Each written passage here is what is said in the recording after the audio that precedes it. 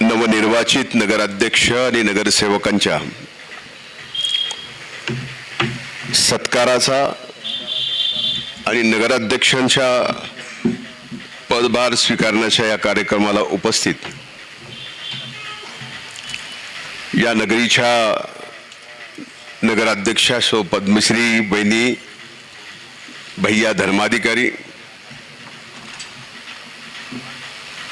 इथं उपस्थित वंदनाताई अश्विन कुमार आघाव,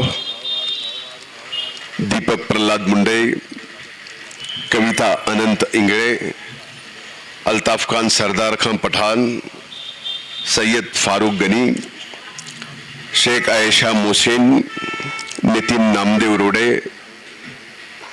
मीराताई केशव नागरगोजे, सो जयश्रीताई शंकरप्पा मोगरकर,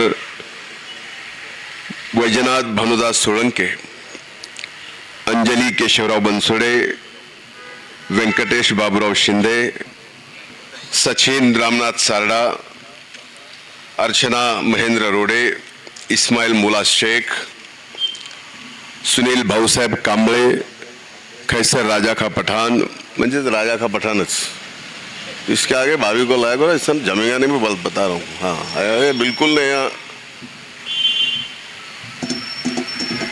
सरोजा गौतम डावरे, लक्ष्मण जनार्दन मुरकुटे, कुसुम काकू अण्णासाहेब चाटे, महादेव नावनाथ रोडे, जयश्रीताई रवींद्र गीते, प्राजक्ताताई श्रीकृष्ण कराड, योगेश विजयकुमार मेनकुदळे, बळवंत रेश्माताई केशव बळवंत, शिल्पा बाबी जयपाल लाहोटी, पवन कुमार महादेव मुंडे, डॉक्टर पूजा प्रीतेश तोतला, प्रतीक्षा रंजित देशमुख, सैयद फरजाना बेगम सादेक, कुरेशी आरिफा बेगम महबूब पाशा, नितिन मानिक बागवाले, पवार रूपाली रमेश पवार, शेख अब्दुल रहमान हाजी बाबू, अब्दुल रशीद, इथं उपस्थित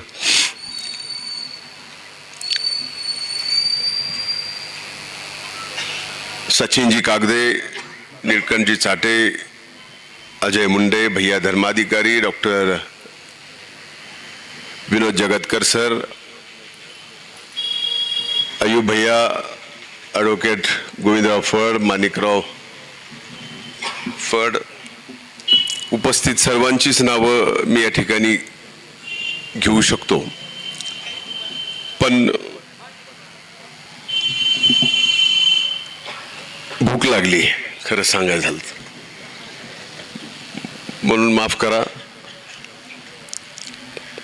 सर्वच ज्यांच्यामुळं महायुतीचं आणि या सर्वच नगरसेवकांना या शहराच्या सार्वभौम सभागृहामध्ये पाठवण्यासाठी कष्ट घेतले ते सर्वच इथं उपस्थित सहकारी बंधू आणि भगिनींनो,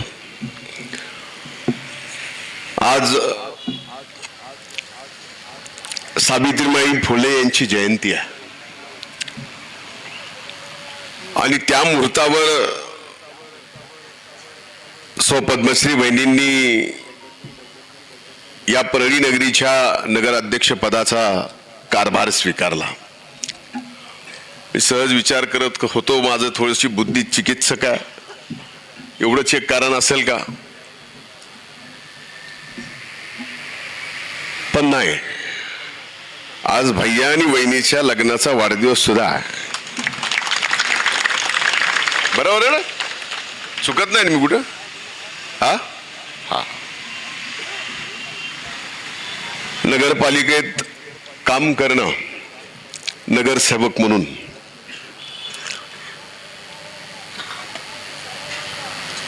कठीण आहे, एवढं सोपं नाही. नगरपालिकेचं उत्पन्न, नगरपालिकेची एकूणच सरकारवर, राज्य सरकारवर, केंद्र सरकारवर, तिथून येणाऱ्या निधीवर आपल्या संबंध नगरपालिकेच्या, आपल्या गावाच्या विकासाचा संबंध येतो. खरं तर आज बोलताना पहिल्यांदा मी परळीच्या मायबाप जनतेचे आभार मानायला पाहिजे की त्यांनी अभूतपूर्व यश या नगरपालिकेमध्ये या ठिकाणी दिला. ते यश देताना हातचा काही ठेवला नाही, पण एक नक्की आहे की ही नगरपालिका 2012 पासून स्वाभाविक आपण सगळे 12 पासून चालवतो. 2012च्या अगोदरच परळी नगर परिषदेचे टॅक्स वाढलेले. 2012 पासून आज तागायत परळीच्या नागरिकांना 1 रुपयाचाही कुठलाही अधिकचा टॅक्स, ना पाण्याचा ना कशाचा 1ही रुपयाचा नाही. म्हणजे बघा 13 वर्ष जे टॅक्स असेसमेंट व्हायला पाहिजे नगरपालिकेचं 4 वर्षाला, 13 वर्ष झालं केलं नाही. हे न करता परळीत आपण फार मोठे विकासाची कामही करून दाखवली. परळीत कुठल्याही अडचणी सार्वजनिक येऊ दिल्या नाहीत. मोठी कामही झाली, रस्त्याची कामं झाली. जिथं वस्त्या वाढल्या तिथं आणखीन रस्त्याची मागणी आहे, तो भाग वेगळा.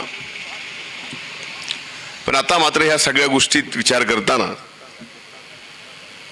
आपल्याला परळीत जर अभूतपूर्व विकास करायचा असेल आणि खरंच परळी आपल्याला आपण जी स्वप्न परळीच्या मायबाप जनतेला दाखवलीत ती जर पूर्ण करायची असतील तर ह्या सगळ्या गोष्टी पण कराव्या लागणार आहेत. आज जनतेची मानसिकता ही आहे की ठीक आहे, एखादा रुपया टॅक्स वाढला नाही काय फरक पडणार नाही. जे टॅक्स देते ते, जे देत नाही त्यांनी दिला पाहिजे, जे देतात त्यांनी आगाव देण्यासाठी स्वतःची मानसिक तयारी करणं आवश्यक आहे. पण मला एक विश्वास आहे, हे सगळे बघितल्यानंतर यांच्या नेतृत्वाखाली मी आणि पंकजाताई वरून जेवढं काय देता येईल जेवढं काय तेवढं देऊ. सगळ्यात महत्वाचं आज आपण सॅवरेज ट्रीटमेंट प्लॅनचं काम फर्स्ट फेज उद्घाटनाच्या लेवलला आलंय.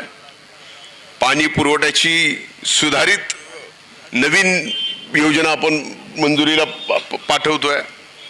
आणि आपलं हे परळी वैद्यनाथ 12 ज्योतिर्लिंगापैकी एक आहे. आज 350 कोटीचं तीर्थक्षेत्राचं काम चालू आहे, पण तेवढ्यावर भागणार नाही. प्रसाद योजना मध्ये हे केंद्र सरकारने मंजूर करावं याची विनंती मी मागे जाऊन अमित भाई शहा साहेबांना विनंती केली. त्यांनी ते मान्य केलं की ठीक आहे तुमचा प्रस्ताव पाठवा, आम्ही या वर्षामध्ये मार्चच्या पहिले आम्ही म्हणजे महाराष्ट्र राज्याचा विचार करू त्या प्रस्तावाचा. म्हणजे अशा अनेक योजना आहेत. सर्वच आता हे भाषण तसं करायचं नव्हतं, मी भैयाला सांगितलं होतं, पण भैया आज जरा त्याच्या चेहऱ्यावर बहिणींनी पदभार घेतल्यानंतरचा एक म्हणजे तो जो आनंद असायला पाहिजे तो दिसत नाही.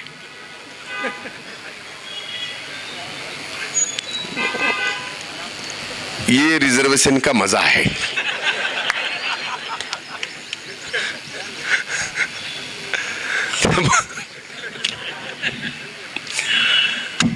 त्यामुळं आपल्या चेहऱ्यावर आज लग्नाचा वाढदिवस असताना सुद्धा तुझा आनंद मला दिसायला पाहिजे, जे मी भैयाला ओळखतो एवढ्या वर्षापासून, तोही दिसत नाही.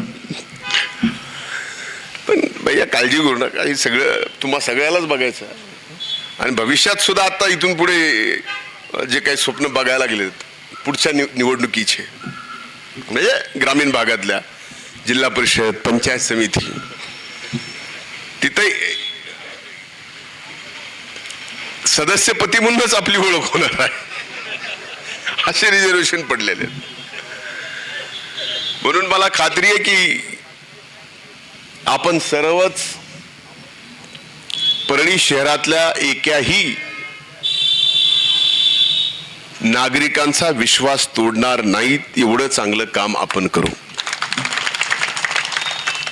या निवडणुकीमध्ये काही उमेदवार पडले महायुतीचे, काही पक्षाचे आले, काही अपक्ष आले. म्हणजे मजेशीर झाली. म्हणजे निवडणूक म्हणजे मजेशीर झाली. काही जणांना वाटत होतं आलूच आहे, ते कसं झालं काय झालं माहित नाही. व्यंकटेशलाच माहित असेल, मला काय माहित नाही. तर हे मी आपल्याला सांगतो की इतकी चांगली नगर परिषद चालून दाखवू. प्रत्येक बैठकीच्या अगोदर मी किंवा ताई स्वतः या ठिकाणी नगरसेवकांची बैठक घेऊ. जे विषय असतील ते विषय अगोदरच आदल्या दिवशी वाचून त्या संदर्भातले निर्णय तिथंच होतील. सभागृहात जायचं, त्याची घोषणा करायची आणि पुढे लगेच कामाला. या ठिकाणी कोण दुसऱ्या पक्षाचं असलं म्हणजे किती दिवस राहतील मला माहीत नाही नगरसेवक म्हणून, पण समजा तरी ते वेगळ्या पक्षाचे आहेत म्हणून आम्ही त्यांच्यावर नाही, असा अन्याय कादरभाई नाही होगा. त्यामुळे ती चिंता तुम्ही करू नका. शेवटी वायबाप जनतेने कोल दिलाय तो सगळ्यालाच दिला. एकदा आपण निवडून आलो की ज्यांनी मतदान केले त्याचेच फक्त प्रतिनिधी नसतो, ज्यांनी मतदान नाही केलं त्याचे सुद्धा आपण प्रतिनिधी असतो. याची जाणीव आपण या ठिकाणी ठेवून काम करायचं आहे. आणि मला खात्री आहे की इतिहासात आज ही जी 2025ची कौन्सिल बसली आहे, ही 2025ची कौन्सिल निवडणुकीची, ही कौन्सिल इतिहासात नाव करेल एवढं चांगलं काम आपण परळी शहरात करू, एवढंच वचन मी या निमित्तानं आपल्यालाही देतो, परळीच्या मायबाप जनतेलाही देतो. आणि नंतर वेगळी बैठक आपली घेतो, म्हणजे आपल्याला सुद्धा काय करायचं काय नाही करायचं ह्या सगळ्या गोष्टी लक्षात आल्या तर आणखीन सोपं जातं. खूप खूप धन्यवाद. जय हिंद, जय महाराष्ट्र.